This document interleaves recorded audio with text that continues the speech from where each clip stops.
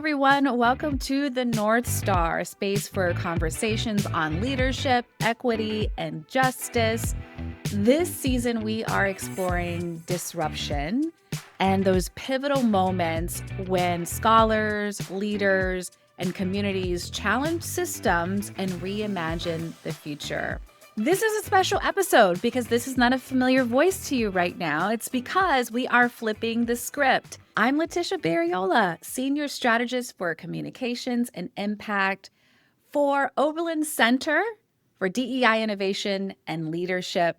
I'm hosting the show today, and my guest is the Executive Director of the Center, Dr. JeffriAnne Wilder. Hi, Dr. Wilder. How are you?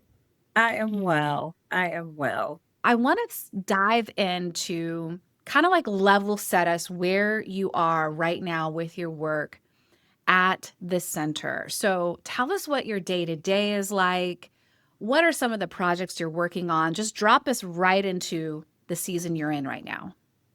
Well, before we get into our projects and the work that we're doing, I first have to just say that I am sort of walking into this season with an extreme amount of gratitude and humility for, gosh, just having a job and being afforded the incredible luxury and privilege to still be able to do this work today. So it's November of 2025, and what a 2025 it has been already. I say this all the time because I do not take being able to do this work lightly at all. A year ago, so if we think about where we were last November, our lives, a lot of people's lives, looked very different. There are some of my good friends and colleagues who had jobs working in positions that were fully funded, fully staffed, fully resourced, who no longer have those jobs, who no longer have those resources, who no longer have those staffs. And I feel very fortunate to be in the very small number of people who are still able to do this work and to be able to do this work under the leadership of folks who recognize how valuable, how important doing this type of work is, not for the sake of doing the work, but for what the work means to our broader humanity. So, Oberlin Center for DEI Innovation and Leadership has been around since June of 2024, and we are just getting started.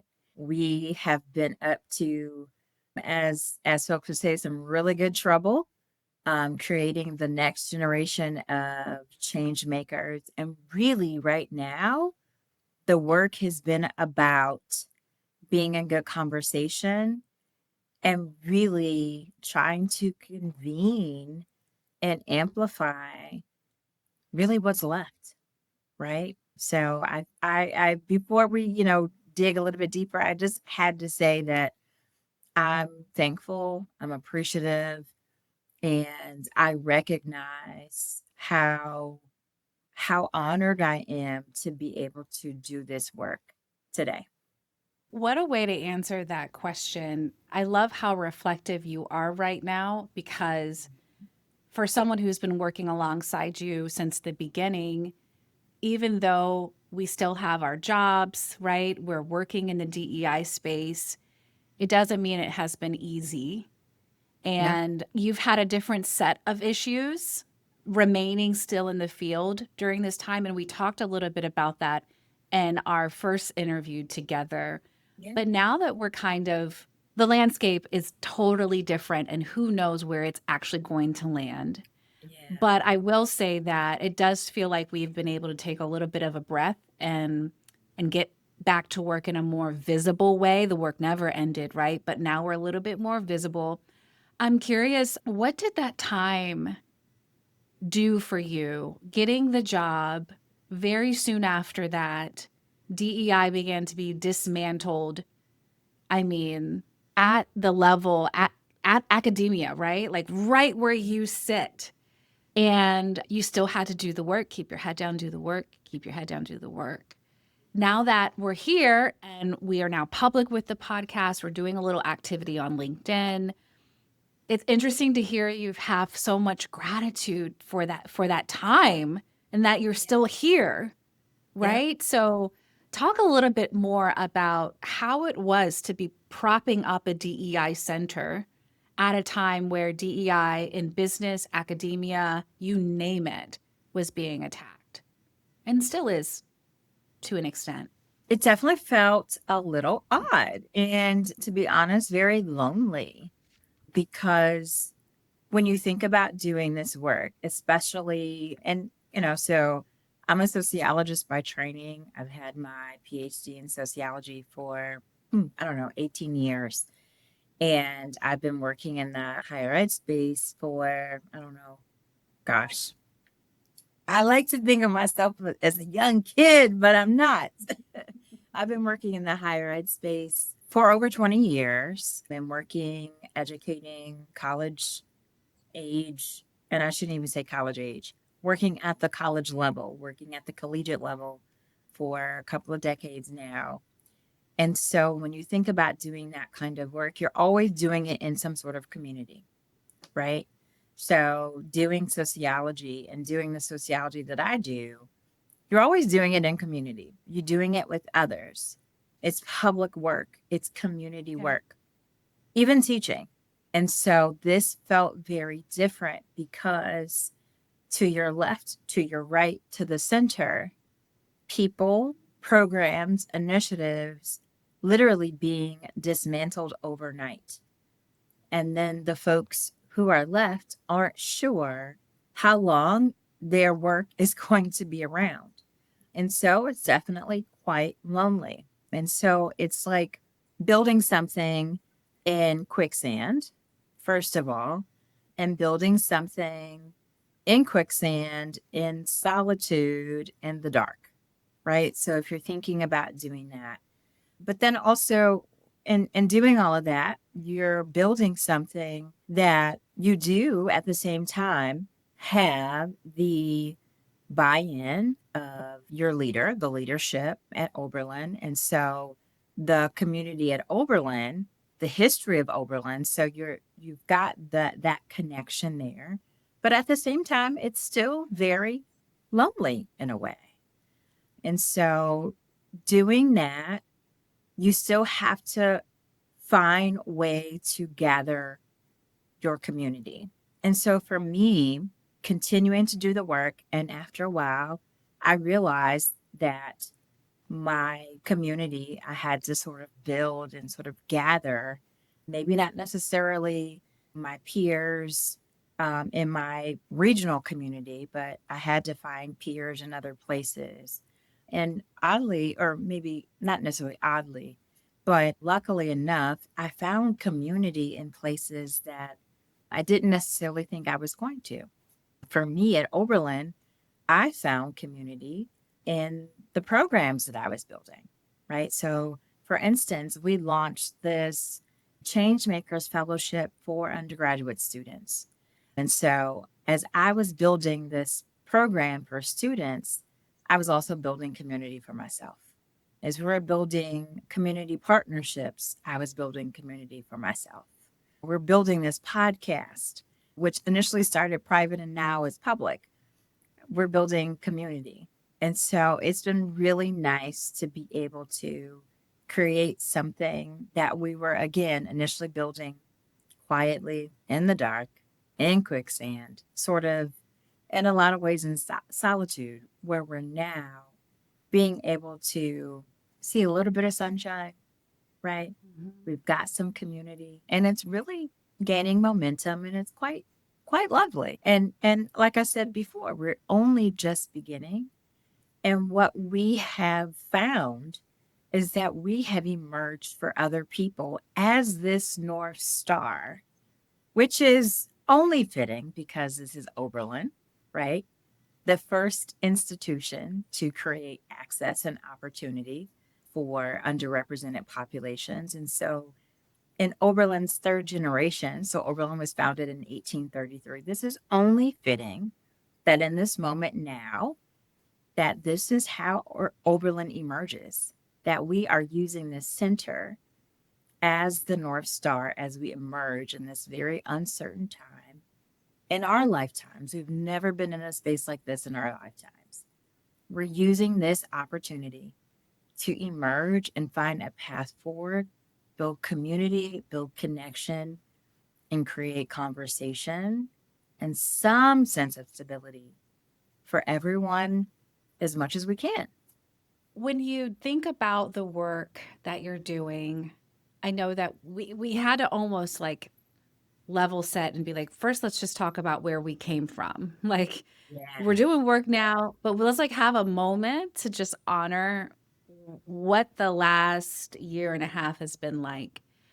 And so now let's kind of go back to that first question around like, what is the day in life Yeah. of the executive director for Oberlin Center for DEI Innovation and Leadership? What is your days like these days? It's creating a lot of, I would say like it's adding a lot of meat to the bones, right? So we spent a lot of time initially thinking about like, what the structure would look like for the center. Like, what do we want to do? What kinds of things are important to us? So President Carmen Twiley Ann Barr, who is the president of Oberlin College, she's in her ninth year at Oberlin, and she was very intent on creating this center, and she had a vision for it. And she shared her vision for the center with me. And so when I first started, I thought about what she shared as her vision and what the community members shared as their vision for Oberlin, and also thinking about the history of Oberlin and the legacy of that. And so I spent a large part of my first year at Oberlin thinking about sort of translating that vision into a broader kind of sketch for what that work could be, right? And so we've got sort of four pillars of the work that we do in the center: communication and thought leadership, where we will convene conversations, right? So this is what we're doing right now through the podcast. We have a research pillar where we will think about originating research, but also sharing out the research of others. We have an education and training pillar where we would like to think about curricular innovation. And finally, community, because as I mentioned before, community is really important. So that first year was really about creating that infrastructure, building up that infrastructure. And now it's about fleshing out the work in those four pillars. So I will say that the days are very busy. No 2 days are the same. And it really is all about continuing to flesh those things out. I'm teaching a class this semester. So that fellowship program that I shared earlier, we launched that this year, and I'm teaching a class connected to that fellowship program. So I'm teaching a leadership and social change class. So in addition to sort of my administrative hat, I'm grading midterms, which is a ton of fun. And so there's all kinds of things that is a part of the work. There's also, you got to think about how you're going to be innovative, how you're going to stretch your resources. There is a fundraising piece at some point that we need to do. So no 2 days are the same. And I consider myself both a generalist, but also a specialist. You've got to do all kinds of things leading the center. There's a human resource element to it as well, because I have a staff and things that I have to do connected to that. So no 2 days are the same. It is a ton of work, but man, it actually is so fulfilling, and it's so enjoyable. And I have to say, and I shared this before, I'm an educator at heart. I mean, I think that is probably one of my first loves is students. And so having the opportunity to teach and interact with students is literally one of the best things. And so I have really enjoyed being able to do that again. So that's been a ton of fun as well. Well, what you didn't mention, and I want to add this layer to your day to day, is that you are a mom of two girls. Okay. Yeah. Yes. And so you have this big job with a lot of responsibility. juggling all the pillars, staff, you're teaching, there's a lot happening there. But you also go home and you are a mom.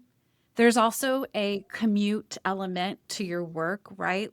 Back and forth between campus and working remote.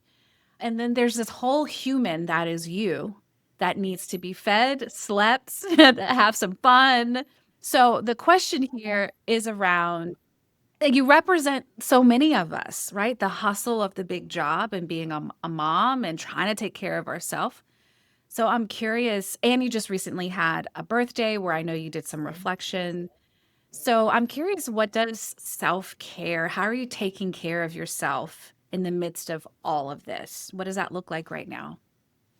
Believe it or not, I pledged to do less and not more this year. So I am not going to share what birthday it was. And they say that black don't crack, but it kind of does, right? And let's just say this: I am staring milestone birthday in the face, right? So I didn't have a milestone birthday, but I got one coming rather soon. But I am going to enjoy the birthday that I just celebrated about a week or so ago. And what I have learned over the years is that, and really just recently, is that I accomplished a lot over the course of my adulthood. And one of the things that I was really, that meant a lot to me was accomplishing more things, right? Set a goal, achieve the goal. And when you're almost finished with that goal, you set the next goal. And that next goal has to be a higher goal than the previous one. And then you set the next one and the next one. I finished my PhD at 31 years old. And when I was finishing my PhD at 31 years old, I thought, gosh, I'm probably 3 to 4 years later than I would like to have been, which is a silly, silly thought at the time, right? Like, that's silly. Finish my PhD at 31 years old. That's super young, right? Like, what are you doing?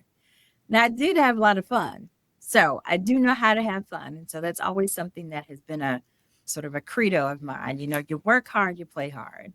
But what I have sort of settled into at this phase of my life is that I don't have to rush and I don't have to accomplish all the things, right?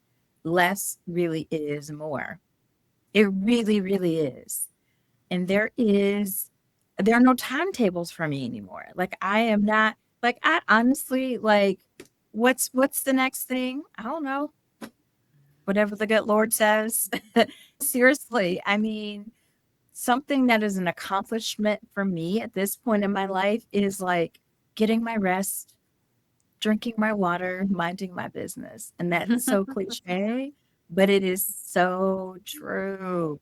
I am not chasing anything else. My dream is to make sure that my two girls, once they grow up, they say that they had a good childhood. Their childhood was stable and they have great memories and that mommy was present. That's literally like what I'm aspiring to, right? Not chasing the next thing, or so they see that I know how to have a balanced life. Firm boundaries, Mm-hmm. saying no. It's okay to say no. Actually, no, I'm good. Striking that balance. That's really, really important. People say all the time that you actually can have it all, just not all at once. I wholeheartedly agree with that. And I would actually just throw my own little remix to that. I don't want it all. I don't want it all. I don't. I'm okay with that. 5 years ago, 10 years ago, I would have been chasing all of the things because that's how I was programmed. I don't want all of the things. I just want to be safe, happy, healthy, balanced, loved, and healed. That's it, right? Mm. I want to do good work. I want to help people. I want to help people reach their goals. That's literally all I want to do. So that's my aspiration now, as opposed to whatever it was that I thought was achievement before. this is sort of me resetting what achievement means to me at this point in my life. Oh my goodness, that is so good. What I love most about that is, yes, you're drinking your water and getting rest, but your answer to that question was like, I've changed my mind on what I view as accomplishment, or what I view as a really good day, or what I Yeah. view as, and that in itself is a form of rest. You're Yes. allowing your ambition to like chill out for a minute, and you're allowing yourself to have space and margin. Like, shout out to having margin in the day, right? Yes. Yes. Having space to just be. I think for a lot of women, JeffriAnne, you reflect what a lot of us feel right now. And so thank you for sharing that. I want to move a little bit into disruption and how that has looked at the center in your life. So let's just start with, how is the center sort of challenging norms or forging new pathways for inclusion and equity? So I think our programming itself is really a form of disruption. So, for instance, if you think about just really our name, we are the Center for DEI Innovation and Leadership. And when you Google this, and you'll probably remember this conversation from way back when we were thinking about, we had a couple of name changes. So the center originally started off as the Center for Racial Equity, and that name predates even me joining Oberlin.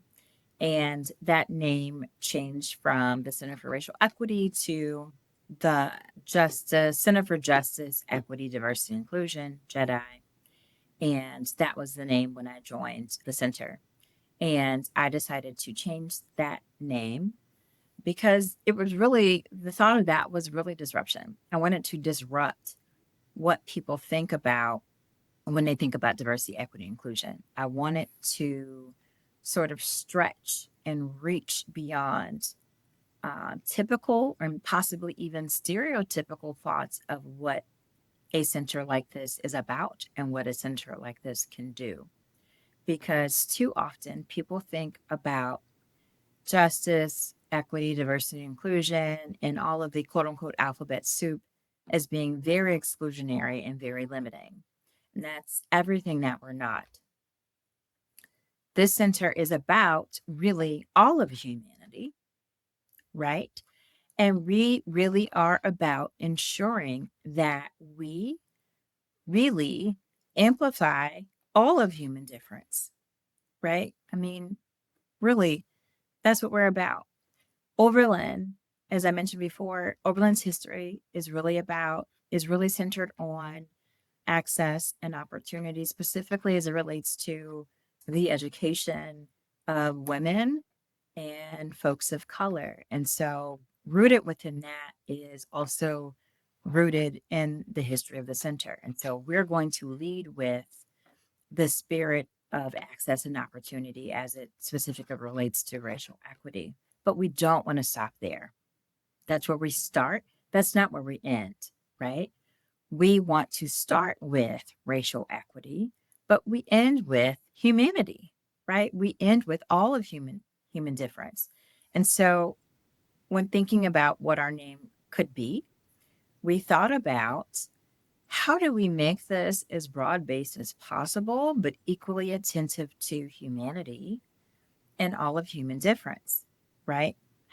And how do we also consider the future, right? That's where the innovation and the leadership comes in as well. We want to think about how we will envision the future, how we want people to envision the future. That in and of itself is disruptive thinking. How would you answer the question of, what is DEI in 2025? Mm. Well, I think DEI in 2025 is everything, everything that people, everything that people don't want it to be, right? Or everything that folks are making it out to be. Everything not, everything. Oh, I'm not even getting that right. But I'll say this: DEI right? People are arguing or argued that DEI should be canceled. And I would argue that probably with that thinking, it should be, right? Because those folks who think that DEI should be canceled never understood what diversity, equity, and inclusion was in the first place. Folks who are proponents of the cancellation of DEI probably believe that DEI was exclusionary, was about marginalization, and that is not what DEI is, right? DEI became something that folks sort of that grew into something that folks were against. But at the core of it, really diversity, equity, and inclusion is really about amplifying, appreciating all forms of human difference and ensuring that all of us, regardless of our social location and regardless of the things that make us different, that we are celebrated for those differences. And that's really what it's about, right? It's not about ensuring that one group gets something over another. Those are the kinds of things that, and also DEI is made out to be divisive, right? And politically charged. But that's not the DEI or the diversity, equity, and inclusion that I aspire to, right? This is actually a great segue into sort of going back into the roles that you've had before coming to Oberlin. For someone who's been at this work since you have to tell us the year that you first started this. I'm curious if you could bring us back to the essence of you kind of did that. Like when you were first working at this, what was sort of the energy around DEI? Like remind us how it started and all the good energy around the work you were doing. Where were you, the year, the time? What was the reaction, I guess, across the culture for DEI back then?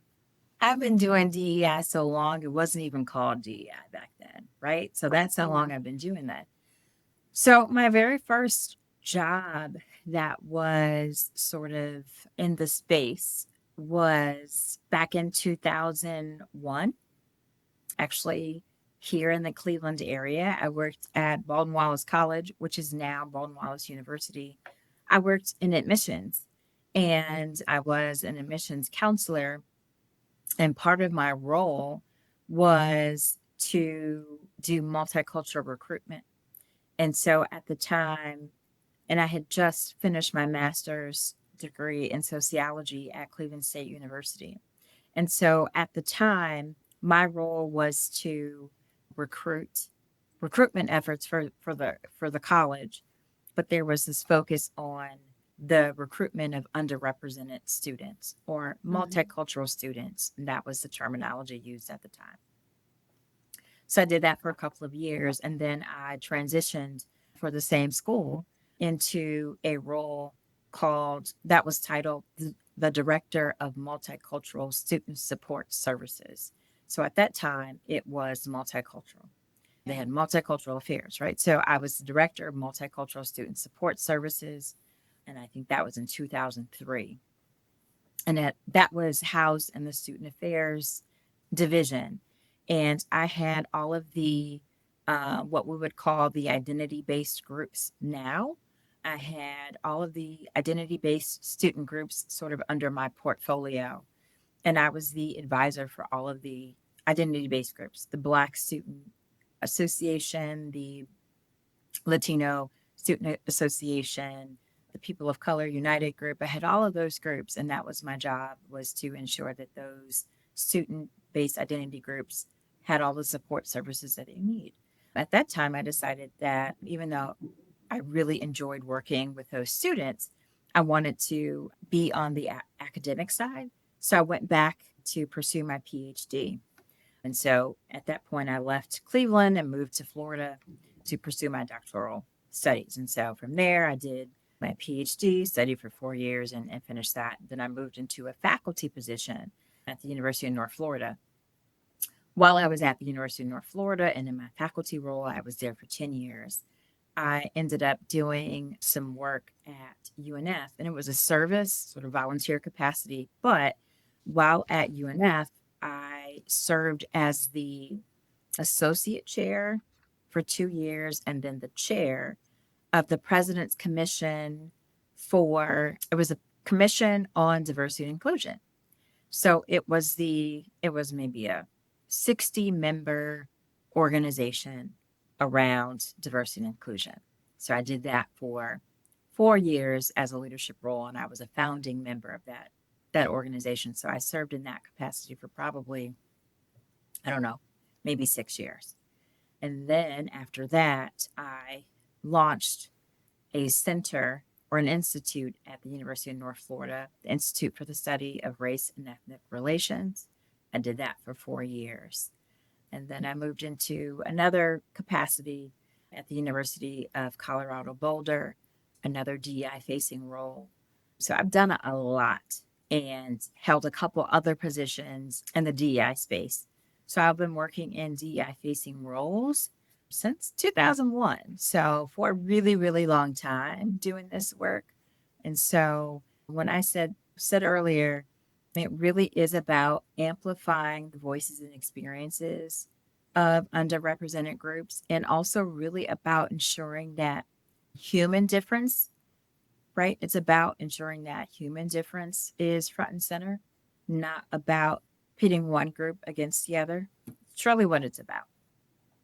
I'm curious during that, as you were rising in your career, what were the challenges then? Like it's very clear what the challenges are now, but did you experience any thread? Was there any thread of the pushback or the criticism or the dismantling? Was that happening in any capacity throughout your career, or is this a completely new idea that DEI does not belong in Um, business and academia, etc.?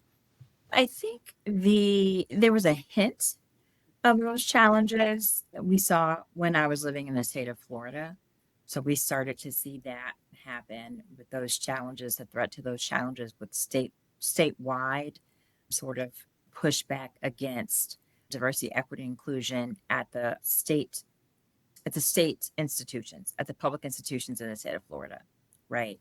And I think those challenges happened around 2017, 2018, something like that.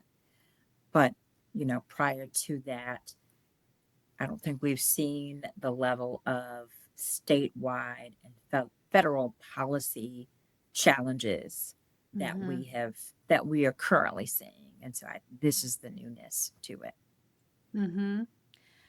I want to talk about just advice that you can give. I know there are a lot of professionals that listen to this podcast, and people are going through different things, right? There are layoffs happening across sectors.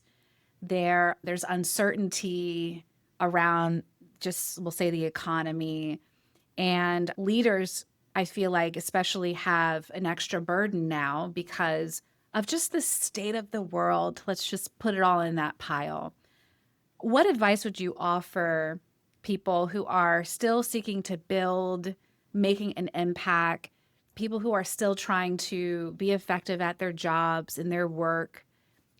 How are you keeping yourself laser focused when it feels like sometimes the world is just getting sort of crazier and crazier? Yeah. So I highly doubt Mel Robbins is listening to this. Maybe she will. Maybe somebody will Hey, forward. Mel Robbins, come watch this I, podcast. At least this clip, comment, say I know. something. I know. Hey, Mel, would love to be on your show. Okay. So when the world gets crazy or people get crazy, let them, right? So that's the Mhm. nod to Mel Robbins. But, you know, there are things that are in your control and there are things that are outside of your control. You have to release the things that are outside of your control. Okay. So there's that.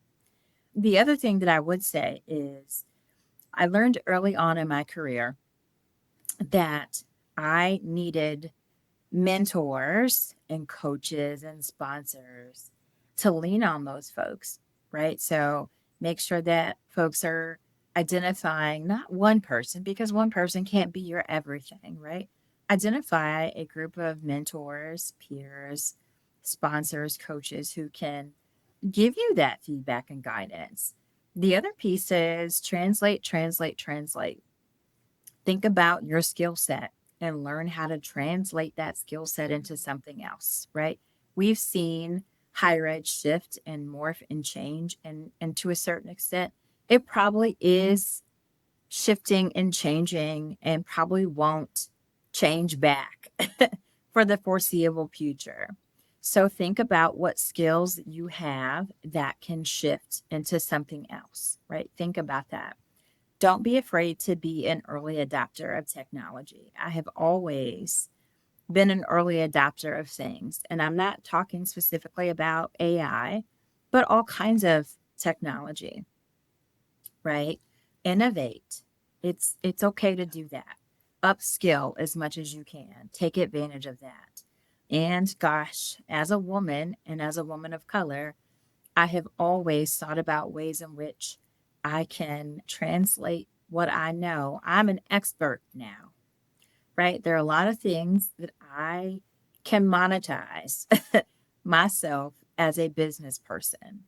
And so I always think about what I can use and leverage as an entrepreneur. Now, I am not Lovey, so now we're just throwing everybody out here, right? So I am not a big Yeah. entrepreneur, but I'm always thinking about what value I have and how I can use that to leverage into the next side hustle or, gosh, just additional streams of income. And then so I think that we have to be very intent on that right now because things Mhm. are as unstable as they are. We cannot just solely rely on one thing to keep us moving. We have to figure out how we get multiple things, so, in the Mhm. event that one thing or our main thing shifts, we Mhm. have to have something or several things kind of on that back burner.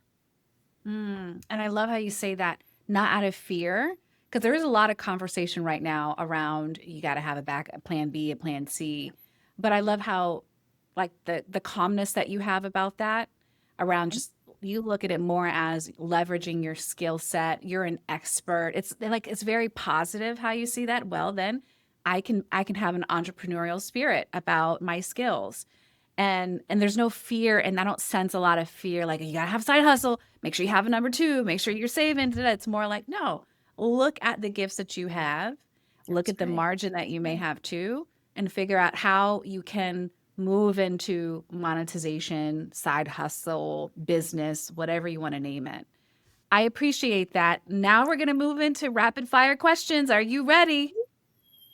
Let's do First it. thing, what has made you smile this week? My kids, my kids, because they're always stealing my money. They always got plans for my money. They're And in the purse, they're grabbing the they wallet. all the time, they just always got plans for my money. That's why I need to come up with separate streams of income because they always stealing my money. Fun fact, we both have daughters named Ava, and I That's just right. love that. When she talks about her Ava, I'll talk about my Ava. Okay, what keeps you up at night? Oh, gosh, this is a separate conversation, but perimenopause, right? And Mhm, I go to bed pretty early because I do need my beauty rest. And mhm. the only thing that keeps me up at night is having to get up to go to the restroom in the middle of the night. That is the only thing because otherwise, I go to bed like 9. And Yeah. it is so frustrating waking up at 2 a.m. to tinkle. Perry's knocking on your door. Gotta wake it Oh, up. Perry is Either not you're even knocking hot on my or you gotta door. go to the bathroom. One of the two. Homegirl knocked on the door. She showed up with bags. She moved She's in. She was sleeping like, next "Oh, to I you want now this at room right night. over here." Right. She She just she done moved showed up in. with all her little stuff. She lives with you. You do. Perry. Okay. What is your North Star, Dr. Wilder? The guiding idea or value that continues to anchor your work? I know who I am. I know who I am. I've always known who I am. And anytime I forget, I have to remind myself, you know who you are, right? That's a kind human. That is a human who really believes in the goodness of other humans. And that is also sociology. I talk about sociology all the time, and that is the goodness and the promise of sociology. And that is about solving or doing our damnedest to solve our social problems. And so that is my North Star. Hmm. Thank you for your time today, Dr. Wilder, Executive Director. She is on the own podcast of the Oberlin Center for DEI Innovation and Leadership. It's been a pleasure to spend this time with you, my friend. Yes. Thank you. And don't forget, everyone, this conversation with Dr. Wilder reminds us that disruption is both personal and collective, a story shaped by experience, lots of it. You heard the resume, reflection, and courage. Thank you for listening to the North Star, and stay tuned for more conversations at the intersection of leadership and innovation.